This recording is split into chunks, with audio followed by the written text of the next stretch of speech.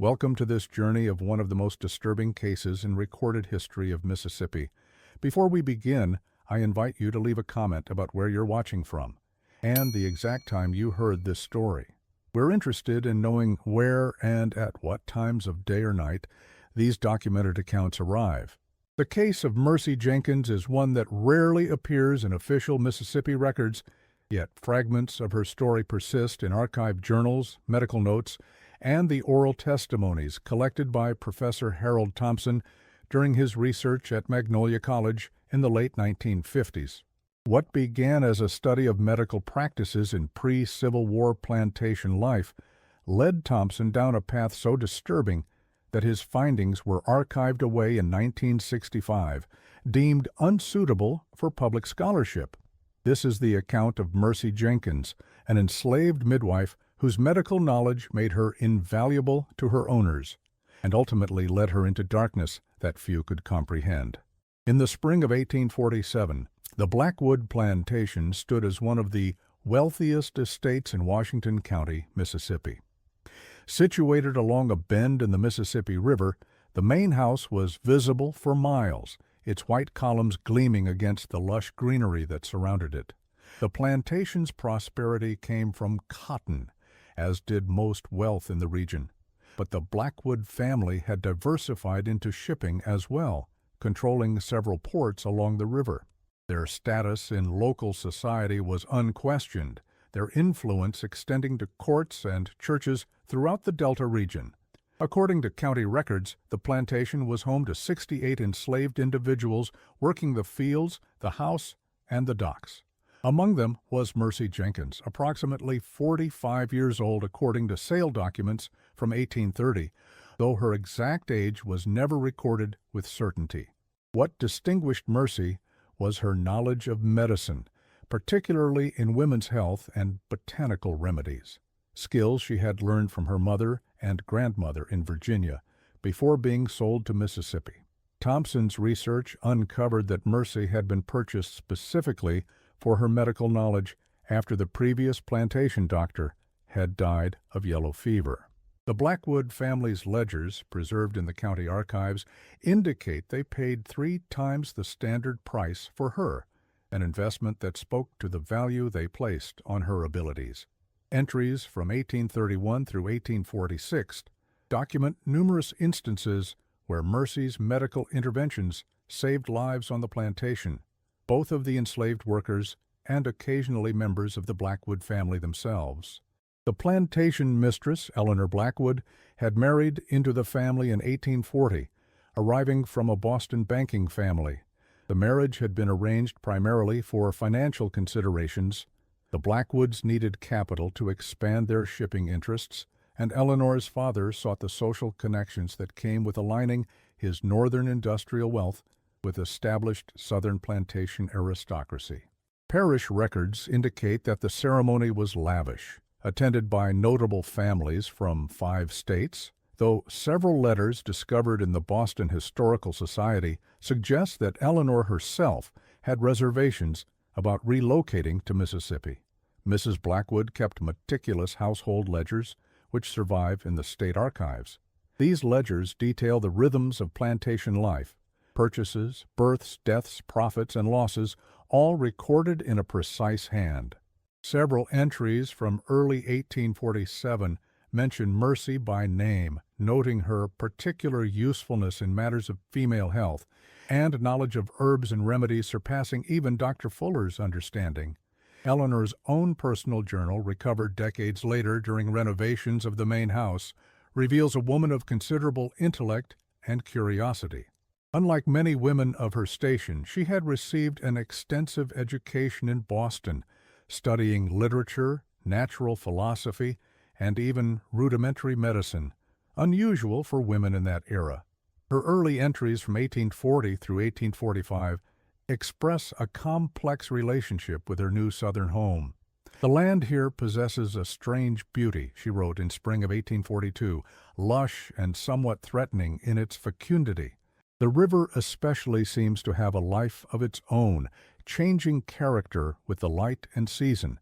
The locals treat it with a reverence that borders on superstition. which William dismisses as ignorant folklore, but which I find oddly compelling. By all accounts, Eleanor Blackwood had enjoyed robust health until the winter of 1846. The winter had been unusually harsh that year, with the Mississippi River partially freezing, a rare occurrence noted in several county records and newspaper accounts. According to the Mississippi Delta Register, dated January 18, 1846, the temperature had dropped so severely that ice floes were observed moving downstream, a phenomenon not witnessed in living memory. The paper further reported that several riverboats had been damaged, disrupting the usual commerce. It was during this abnormal cold spell that Eleanor hosted a dinner party for several riverboat captains and their wives, an occasion mentioned in her journal and in correspondence between William Blackwood and his business partners. The dinner, held on January 23, 1846, was ostensibly to discuss shipping arrangements for the coming spring season, but Eleanor's journal suggests another purpose as well. I find these rivermen fascinating in their way. They speak of the Mississippi as though it were a living entity with moods and desires. Captain Harrington especially seems to have accumulated strange tales from his 30 years navigating its waters. I have invited him specifically to hear more of his accounts of what he calls the deeper currents. Eleanor's journal entry from the day following the dinner contains the first mention of her mysterious affliction. I slept poorly, troubled by dreams of water and what might dwell within it. Captain Harrington's tales have affected me more strongly than I would have expected. He spoke of certain bends in the river where his crew refuses to dock after sunset, of sounds heard on moonless nights that resemble singing, but in no language known to man.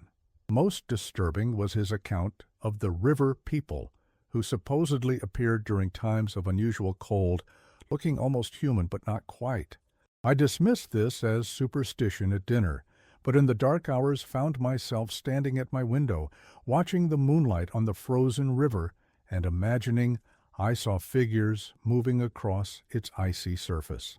The exact nature of what transpired at this dinner party remains unclear. William Blackwood's letters make only passing reference to it, noting that Eleanor's interest in local river folklore has taken an unfortunate turn toward obsession.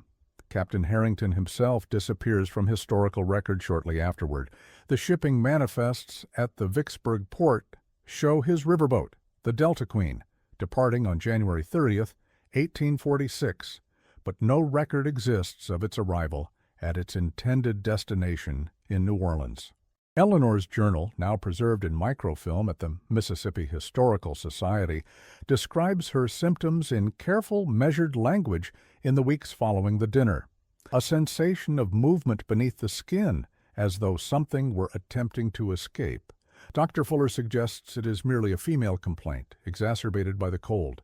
He has prescribed laudanum, which provides temporary relief, but leaves my thoughts scattered like leaves in autumn wind. By February, her entries grow increasingly disturbed. The movement is strongest at night, particularly when the moon is full. I feel it responding to the pull of the tides, though we are miles from the ocean here. Dr. Fuller refuses to acknowledge what I try to describe to him, insisting that women are prone to fancies.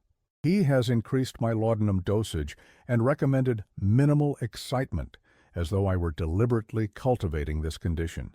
What happened in the months that followed has been pieced together from multiple sources: Eleanor's increasingly erratic journal entries, correspondence between her husband William and his business partners, household accounts, and perhaps most significantly, a small leather-bound notebook found among Mercy Jenkins' few possessions after her death, written in a combination of English and coded symbols that took Professor Thompson 3 years to partially decipher. Only when I showed him the marks, those strange branching patterns that appear on my skin after particularly active nights, did his dismissive manner falter somewhat. By February 1847, Eleanor's condition had deteriorated significantly. Dr. Fuller, the county's most respected physician, visited weekly, charging substantial fees noted in the household ledgers. His treatments, bloodletting, mercury compounds, and increasing doses of laudanum seemed to provide no relief. In a letter to his brother in New Orleans, William Blackwood wrote, "Eleanor's affliction confounds medical science. Dr. Fuller speaks of nervous exhaustion. Yet I have begun to wonder if there might be something in the old tales of river maladies that the locals whisper about. I would not commit such thoughts to paper had I any other confidant." A subsequent letter, dated March 2, 1847, reveals William's growing desperation. "Eleanor no longer resembles the woman I married.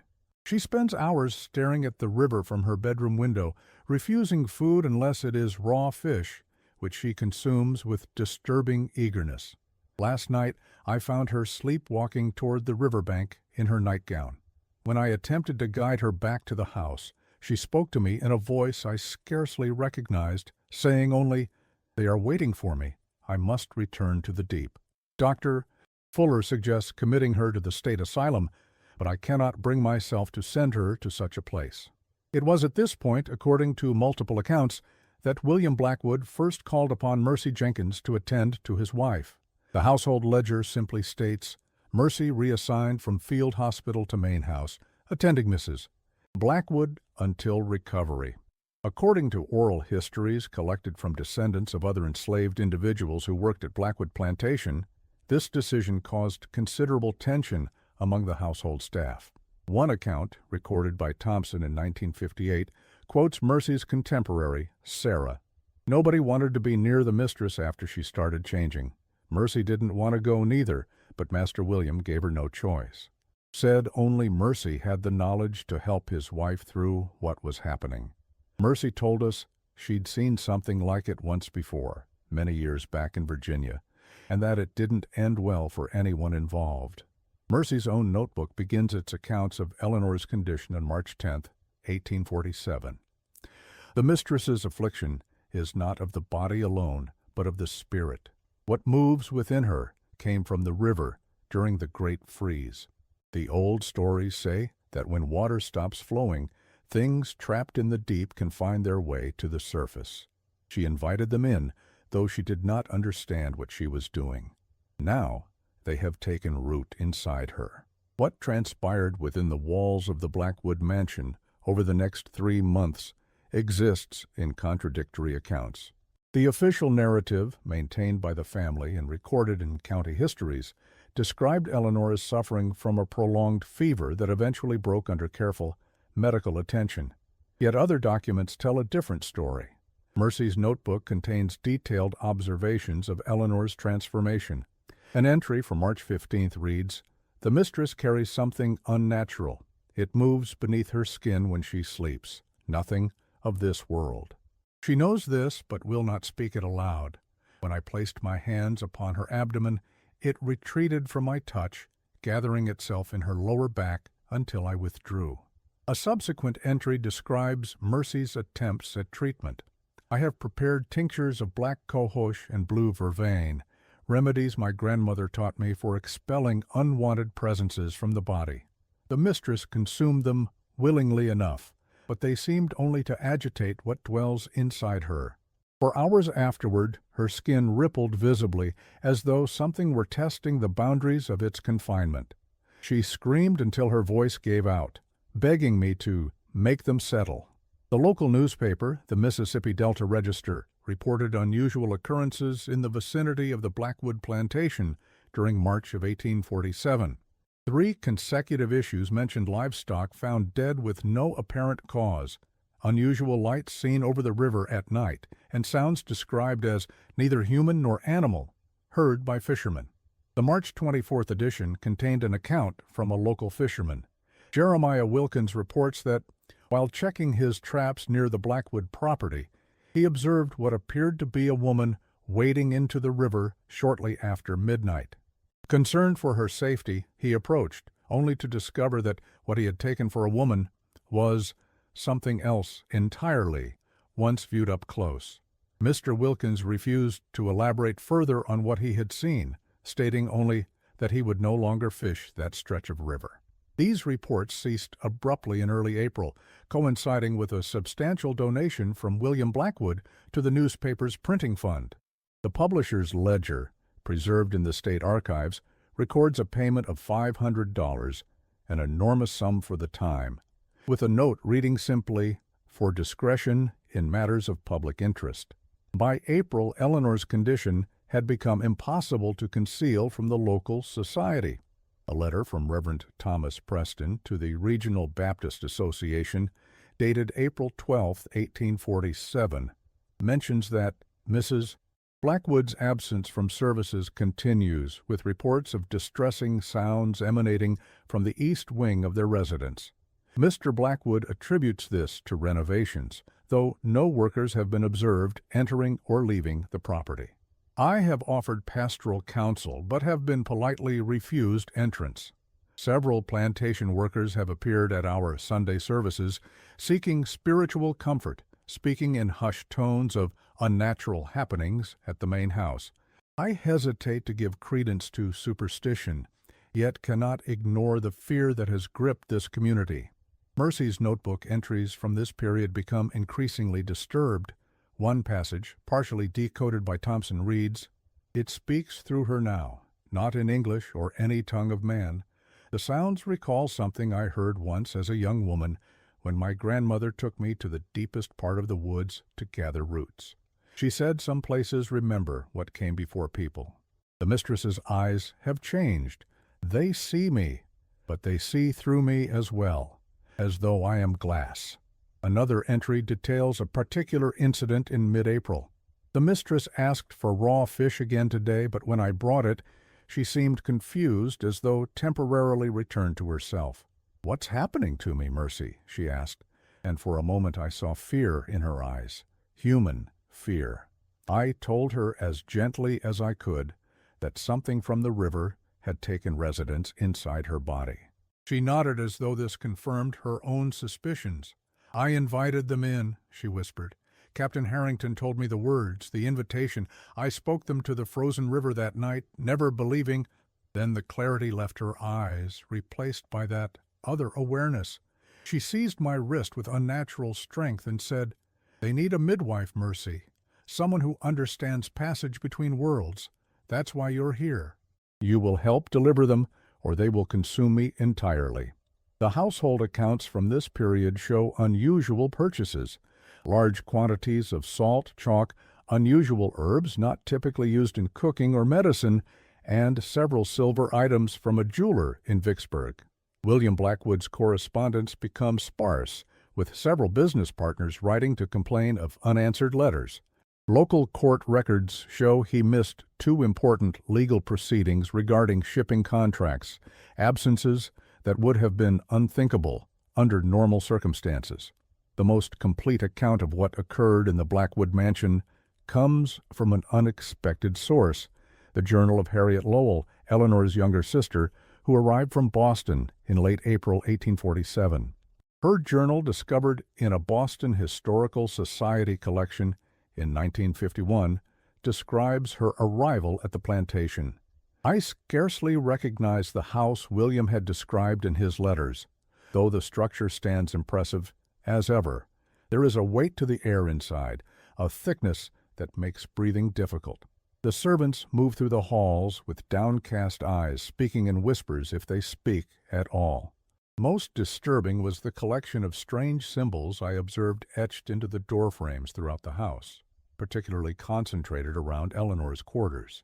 When I inquired about them, William claimed ignorance, though I saw him exchange a meaningful glance with the slave woman who seems to have taken charge of Eleanor's care." Harriet's journal entry from her 3rd day at the plantation describes her first meeting with her sister.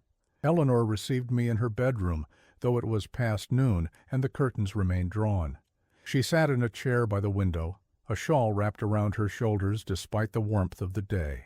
Her appearance shocked me, her face gaunt, skin stretched too tightly across her cheekbones.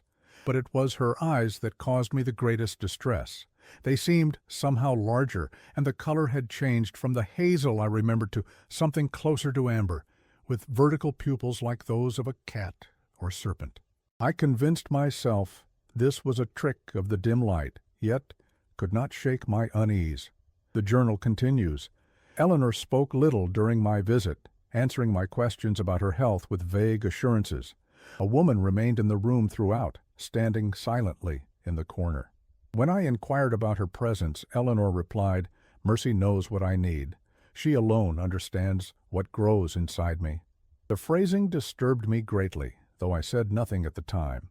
As I rose to leave, I noticed strange markings on Eleanor's wrists, extending upward beneath her sleeves, patterns that resembled branching rivers or veins, but in a bluish-green hue that no bruise I've ever seen could produce.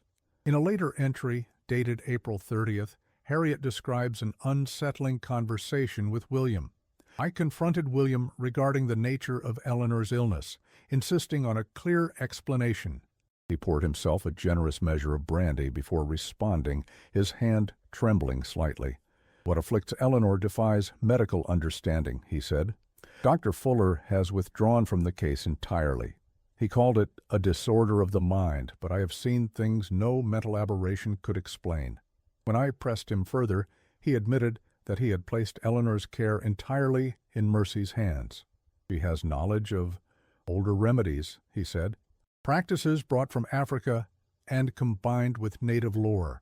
I was raised to dismiss such things as superstition, but desperation has a way of expanding one's considerations." Before I could respond, a wailing sound echoed from the east wing, a sound that began as recognizably Eleanor's voice, but transformed into something else entirely, something that raised the hair on my arms and left William white-faced. "You should return to Boston," he told me, "but I cannot abandon my sister to whatever this is." According to Mercy's notebook, Eleanor's condition worsened rapidly in the first week of May. An entry dated May 6th reads, "The mistress no longer sleeps. She paces the floor from dusk until dawn, speaking in voices not her own. Last night she named stars that do not appear in any sky I know. When I attempted to administer the tincture of valerian root, she seized my wrist with such strength that the bones ground together. 'They are coming,' she said, though her mouth did not move with the words. 'You must help them arrive.'" A longer entry from May 8th provides disturbing details of Eleanor's physical transformation. "The markings now cover most of her body, those branching patterns that follow no human anatomy I recognize. They pulse with their own rhythm separate from her heartbeat. Her skin has taken on a translucent quality in certain lights, revealing movement beneath that follows no pattern of human organs or circulation. When I bathed her today, I observed that her fingers have begun to elongate, the joints becoming more numerous and flexible. She uses them to trace patterns in the air that leave momentary disturbances, like ripples on water. Most concerning are the small openings that have appeared along her spine, not wounds exactly, as they do not bleed, but rather seem like deliberate formations, as though her body is preparing new passages. On May 10, 1847, William Blackwood left the plantation for New Orleans on business, according to the household ledger. Harriet's journal suggests this departure may have had other motivations. William can no longer bear to be in Eleanor's presence. He flinches at the sound of her voice and takes his meals in his study. When I pressed him on, calling for additional medical help from New Orleans, he replied, "There is nothing medical science can do now. Mercy is the only one who can help her through this transition." When I asked what transition he meant, he looked at me with such despair that I could not bring myself to question him further. The night before his departure, Harriet recorded overhearing a conversation between William and Mercy. I could not sleep and went to the library to find something to read. As I passed William's study, I heard voices, his and Mercy's. Their conversation chilled me. "How much longer?" William asked. Mercy's response was clear. 3 days. The river will be at its highest point then, and the moon will be dark. The conditions must be precisely right for them to emerge properly. William asked if Eleanor would survive the process. After a long pause, Mercy said simply, "Not as you knew her." There followed the sound of breaking glass, as though William had thrown something against the wall. "This is my punishment," he said, "for building wealth on suffering, for believing I could take whatever I wanted from this land without consequence. The river is collecting its due. Mercy's response haunts me still. The river takes, but it also gives. What comes through your wife will change everything. Whether that change brings ruin or revelation depends on how we guide the birth. What happened during the 3 days following William's departure forms the core of the Blackwood Mansion incident. The accounts come primarily from 3 sources: Harriet's increasingly frantic journal entries, Mercy's coded notes, and the testimony of Isaiah Johnson, a stable hand who was one of the few servants who remained on the property. Harriet's entry from May 11th. The sounds from Eleanor's room began shortly after midnight, a low humming that seemed to vibrate through the walls themselves. When I went to investigate, I found her door locked. Mercy answered my knocking, opening the door just enough to show her face. Behind her, I could see Eleanor on the bed, her body contorted in a position that no human spine should permit. Mercy assured me everything was proceeding as it should, and asked that I not interfere. Some births require darkness, she said. As I reluctantly turned to leave, Eleanor called my name, her voice momentarily her own again. "Harriet," she said, "I'm sorry for what's coming. I didn't understand the words when I spoke them to the frozen river." Before I could respond, Mercy firmly closed the door. Later in the same entry, Harriet describes strange phenomena throughout the house. The air has taken on a peculiar quality, dense and slightly opalescent, as though suspended particles catch the light. Water in glasses and basins ripples without being touched. The mirrors reflect images that seem slightly delayed, moving a fraction of a second after I move. Most disturbing are the sounds, a constant liquid rushing behind the walls, though the pipes make no logical sense in those locations. I attempted to speak with the house servants about what is happening, but found the house entirely abandoned except for Mercy and a single stable hand who refused to meet my eyes when I questioned him. Mercy's notebook from the same night contains a disturbing passage. The mistress's skin has begun to shift, as though something moves independently beneath it. When I place my hands upon her, I can feel them responding to my touch, gathering beneath my palms like curious animals. They recognize something in my blood, some connection to places they remember. She screams when they move too quickly, so I have taught them patience through my touch. They learn quickly. A subsequent entry describes preparations for what Mercy clearly anticipated as a kind of birth. I have drawn the patterns as I was taught by my grandmother: river patterns, door patterns, passage patterns.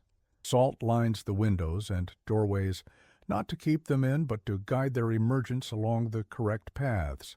The silver basin holds river water collected at midnight from the deepest part of the bend. The mistress will deliver into this water, allowing them to take their first breath of air through a medium they recognize. What emerges will not yet be fixed in form. They will need to choose their final shapes from what they find here. I have brought items of various materials, wood, cloth, metal, bone, to give them options. The mistress watches these preparations with eyes that are no longer her own, nodding in approval at certain arrangements while hissing at others. Her humanity recedes by the hour, making space for what comes.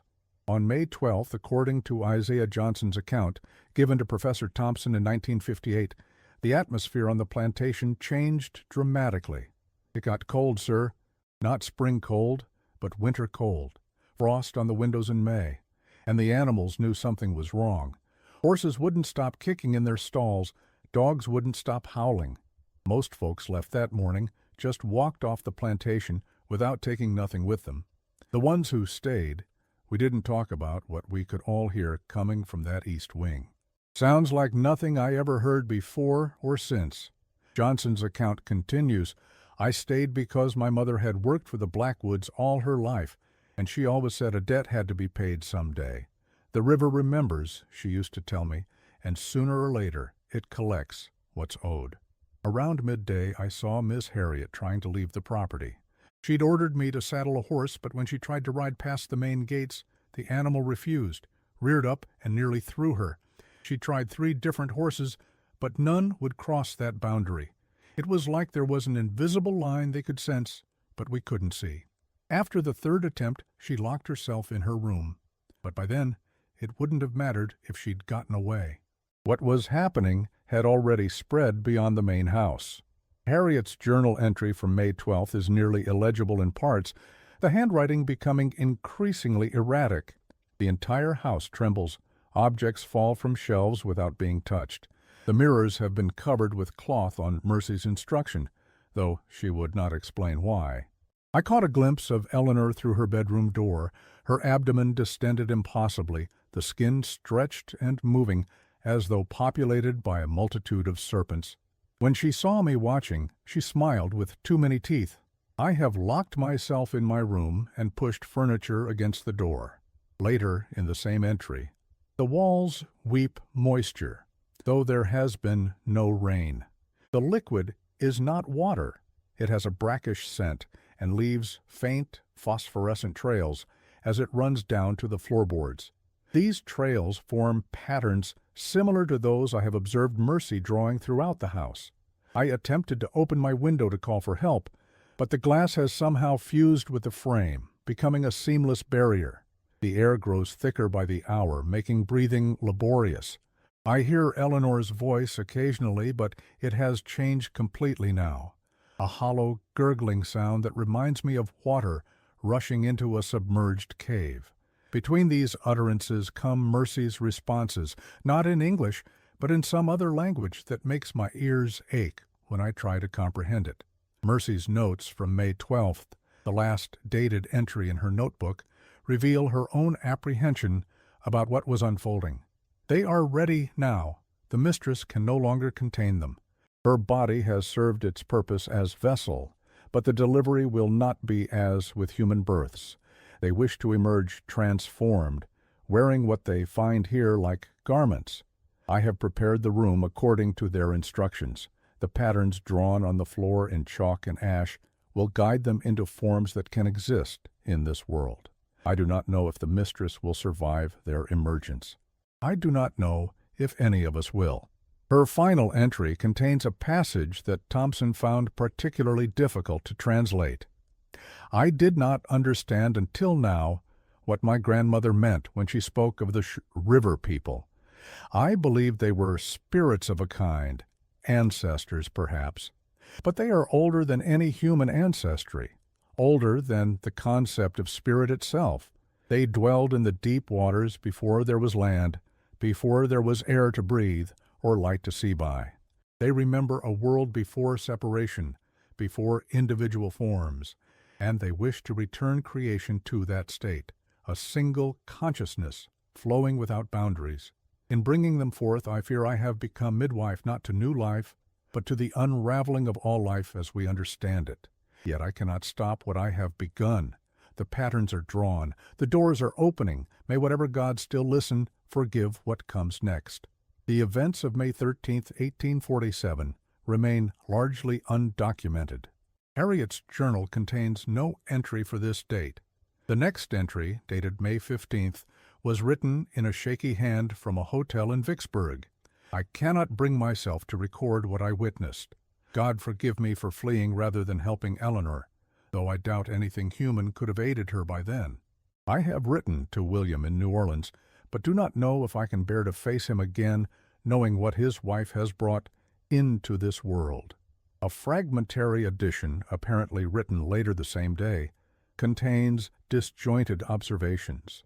The sounds still echo in my mind, that terrible tearing, as though reality itself were being pulled apart. Eleanor's body opening in ways no human body should, revealing cavities and passages that defied anatomy. And what emerged, those glistening, shifting forms, neither liquid nor solid, molding themselves before my eyes into approximations of human shape. Mercy standing before them, arms outstretched as they flowed around her, through her, taking something of her essence as they passed. Her face, as they did so, an expression of terror and ecstasy combined. I ran when they turned toward me, their not quite faces rippling with curiosity. Ran and did not stop until I collapsed on the road where a passing wagon found me this morning. The driver said I was speaking in tongues, repeating one phrase over and over, "The river walks now." Isaiah Johnson's testimony provides the only account of that night from someone who remained on the property throughout. Around midnight, the screaming started. Not just the mistress, but Mercy too. Then a sound like the world being torn open. A light came from those windows, bright as day but wrong somehow, like looking at the sun under water. It lasted maybe an hour, then everything went silent. Next morning, nobody would go near the house. We waited for the master to return.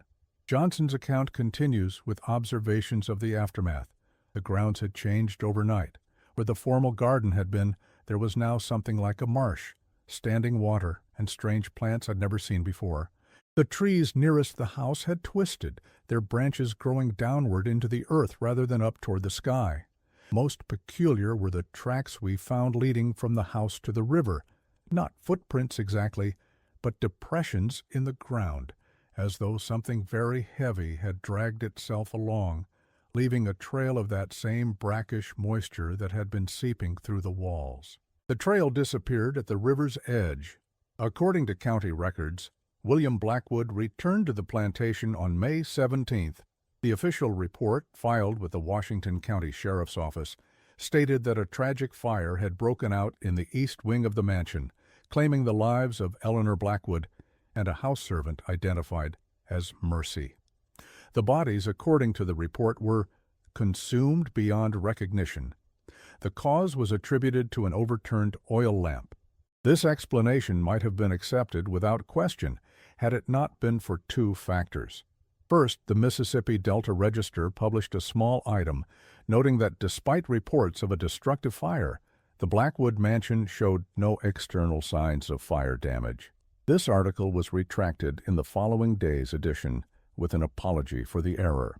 Second, a letter discovered in the effects of Dr. Fuller after his death in 1851 revealed that he had been called to the plantation on May 18th to examine what remained. His letter, addressed to a medical colleague in Philadelphia but apparently never sent, contained troubling observations. I have witnessed many deaths in my years of practice, but what I found in that room defied medical understanding. The remains were incomplete, portions of anatomy, missing entirely or transformed in ways I cannot bring myself to describe in detail.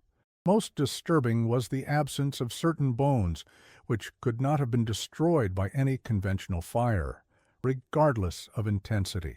William insisted that both his wife and the servant woman had died in the blaze.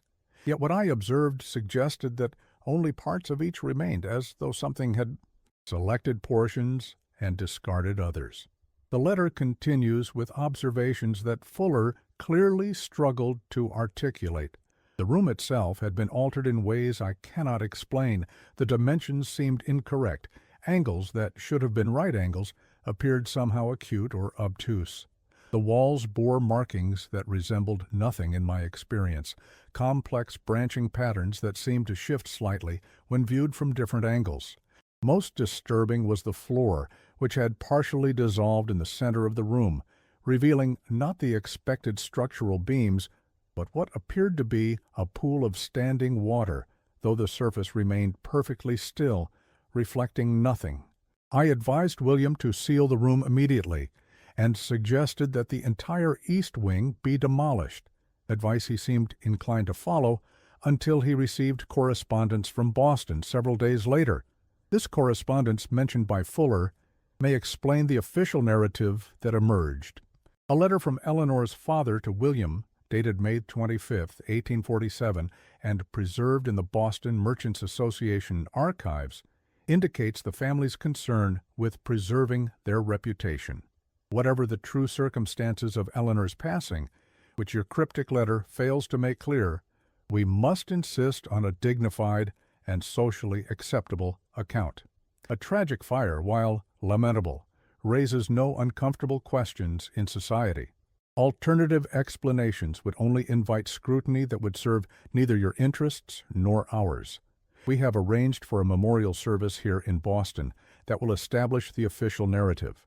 We expect your full cooperation in maintaining this account.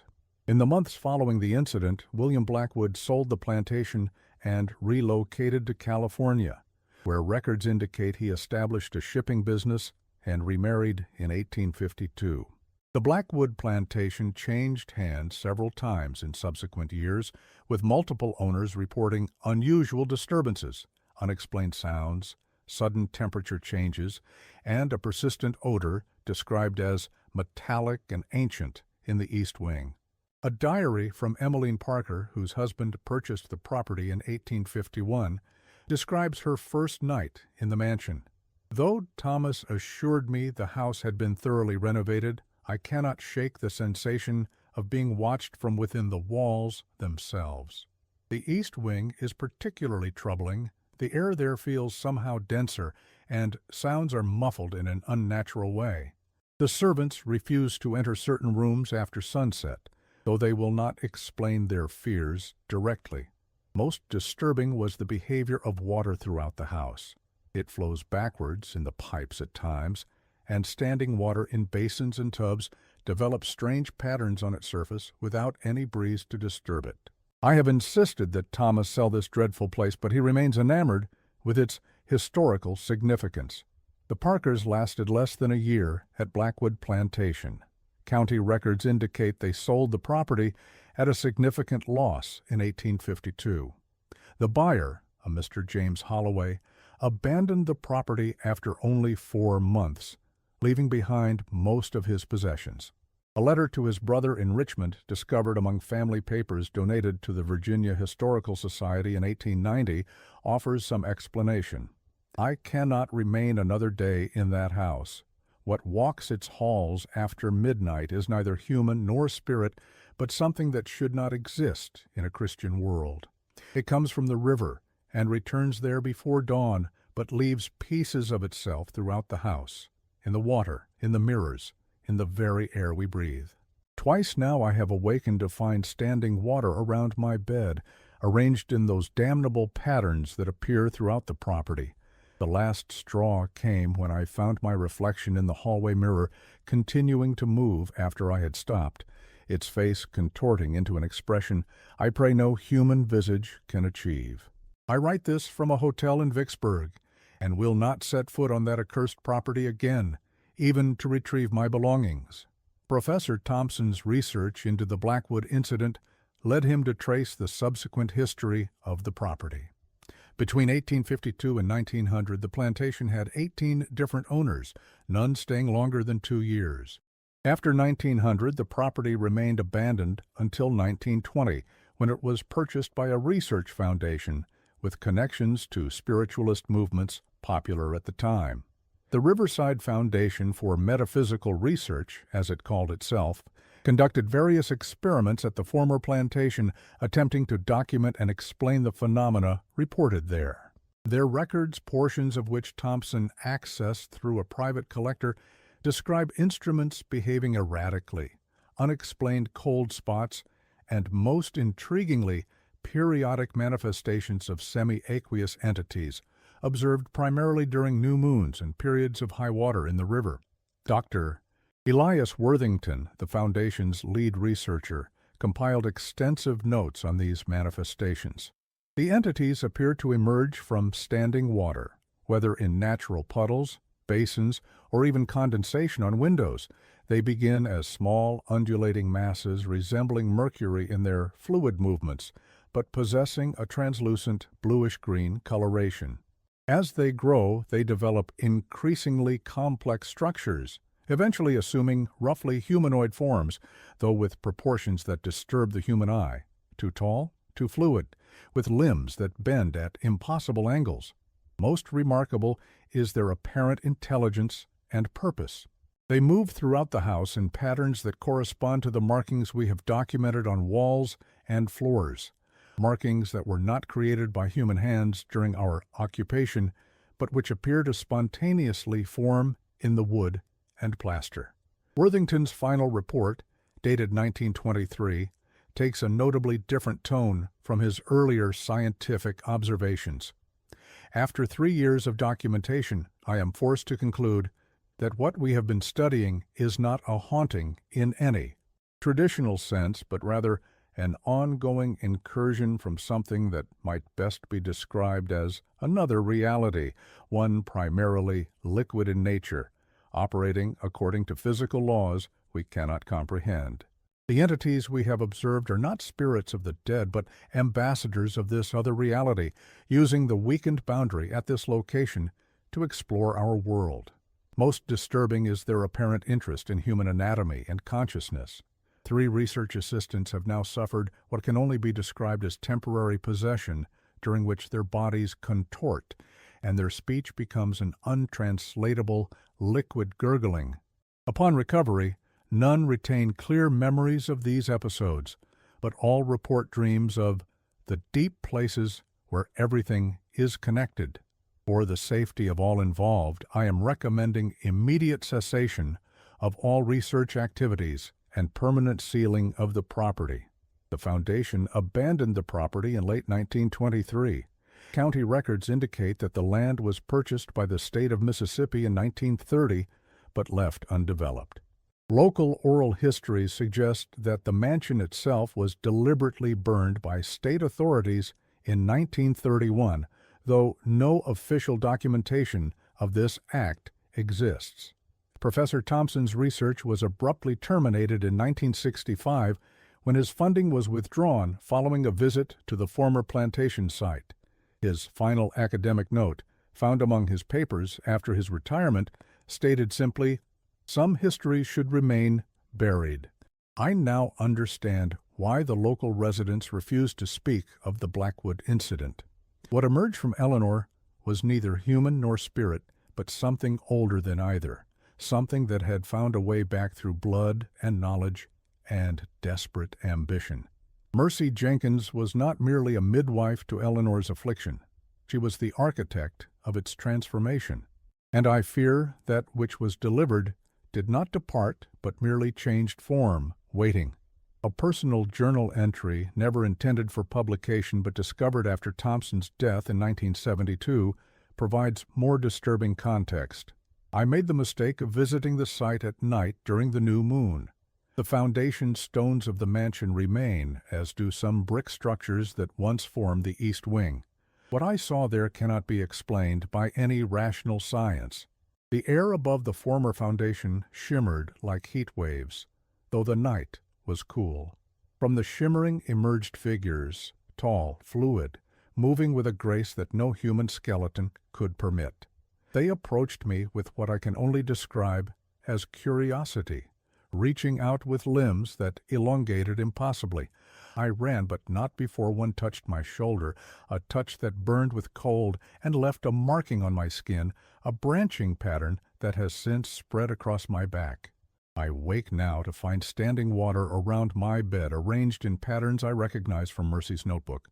I understand now what she meant in her final entry. They remember. They want to return us to a state before separation, before individual consciousness. They are patient. They have been waiting since before humans walked the earth, and I have drawn their attention to me. The Blackwood Mansion was demolished in 1968 to make way for a highway expansion.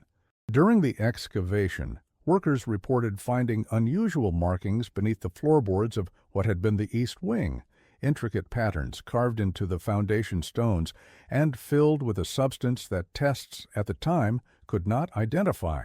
These findings were not included in the official development reports. More disturbing were the accounts from workers involved in the excavation, collected by a local historian in 1970, but never published. Multiple workers reported strange dreams during the project, all involving deep water and a woman's voice speaking in an unknown language. Several quit the job after experiencing what they described as walking water, puddles that formed in their footprints and followed them home. Most troubling was the fate of the project foreman, Michael Daniels, who disappeared 3 weeks into the excavation. His truck was found abandoned at the river's edge, with a trail of wet footprints leading to the water but none returning. The last known reference to the Blackwood incident comes from an oral history recorded in 1959, from an elderly woman who claimed her grandmother had worked on a neighboring plantation. According to her testimony, Mercy Jenkins knew things she wasn't supposed to know. The old folks said she made a bargain by that river, not for freedom, but for power. What came through that poor Boston woman wasn't meant to be in our world. Some say those things still walk the riverbanks on dark nights, wearing faces that look almost human until you get close enough to see what's behind their eyes. That's why riverfolk won't stop along certain stretches after sunset. Some doors, once opened, can never be properly closed again, she continued, providing details passed down through generations. My grandmother told me Mercy had learned secrets from her own grandmother, who'd been brought over from Africa, secrets about the waters that connect all worlds. She said the old ones believed that before there was land, everything was water, and what lives in the deepest parts remembers that time and wants to return to it. Mercy thought she could control what she called through, use it somehow to change her circumstances. But those river things are older and smarter than any human. They used her as much as she tried to use them. After the Blackwood incident, folks said Mercy didn't really die in that house. Some claimed they saw her walking into the river months later, her skin covered in those branching marks, her movements no longer human. Others said she'd become something between worlds, not fully human anymore, but not fully given over to the river either. A midwife, not just to human life, but to whatever wanted to be born into our world. To this day, certain stretches of the Mississippi River near the former Blackwood plantation remain subject to local superstitions. Fishermen avoid specific bends in the river, particularly during the spring months. When asked why, most simply shake their heads and change the subject. A few will mention the Blackwood trouble or Mercy's doing, but elaboration is rare. A study conducted by the University of Mississippi Department of Folklore in 1980 documented persistent beliefs among river communities regarding water people, entities that supposedly emerge from the river during certain lunar phases or unusual weather conditions. These beliefs are particularly strong in Washington County, where the Blackwood plantation once stood. Descriptions of these entities remain remarkably consistent across different communities. Tall, fluid figures with elongated limbs and features that shift subtly when observed directly. Many accounts mention their interest in human anatomy and consciousness, describing a sensation of being studied by something fundamentally inhuman. Professor Thompson's complete research files, which reportedly included photographs of the patterns found beneath the mansion and partial translations of the symbols in Mercy's notebook, disappeared from university archives in 1969. The official explanation cited water damage from a plumbing failure, though several colleagues noted that only Thompson's materials were affected. In his final interview before his death in 1972, Thompson made a cryptic statement that historians have struggled to interpret. What happened at Blackwood wasn't the end of something, but the beginning. Mercy didn't just deliver Eleanor's demons, she introduced them to our world, gave them a way to exist here, and they remember her service. When pressed for clarification, Thompson reportedly refused to speak further on the subject. His death certificate lists the cause as drowning, a peculiar fate for a man known to avoid water. According to police reports, Thompson was found in his bathtub, though friends noted he preferred showers and had repeatedly mentioned an aversion to standing water in the years following his Blackwood research. More unusual still were the markings found on his body, branching patterns across his back and shoulders that the medical examiner attributed to burst blood vessels, but which photographs suggest had a deliberate, almost artistic quality to them. The highway constructed over the former Blackwood property has been the site of numerous accidents since its completion in 1970, particularly along the quarter-mile stretch that directly overlays the mansion's foundation. Traffic reports show a statistically significant increase in single-vehicle accidents during rainy conditions and new moons, cars veering off the road without apparent cause. Survivor accounts often mention a figure standing in the road or unusual reflections on the wet pavement just before losing control. The precise nature of what occurred in that Mississippi plantation house remains one of the most disturbing unsolved mysteries in the region's history. Was Eleanor Blackwood suffering from a medical condition that 19th century science could not diagnose or treat? Was Mercy Jenkins a practitioner of forgotten arts, whether for protection or power? Or was there something more fundamental at work, a thinning of boundaries between worlds that should remain separate? What we know with certainty is that in the spring of 1847, something changed along that stretch of the Mississippi River. The water there runs differently, according to those who know the river best, colder and somehow heavier than it should be, even in the heat of summer. And occasionally, during certain phases of the moon, locals report seeing a woman's silhouette standing at the river's edge, tall and straight-backed, her hands extended, as though welcoming something rising from the dark water. As the sun sets over the Mississippi Delta, these questions remain unanswered. But somewhere, perhaps, Mercy Jenkins still practices her art, still serves as midwife to things that exist between worlds, still remembers the patterns that allow passage. And on quiet nights, when the river runs slow and the moon hangs full over the water, some say you can still hear Eleanor Blackwood's voice, speaking words no human tongue was meant to form, calling to those who wait in the depths, patient and ancient and hungry, for return.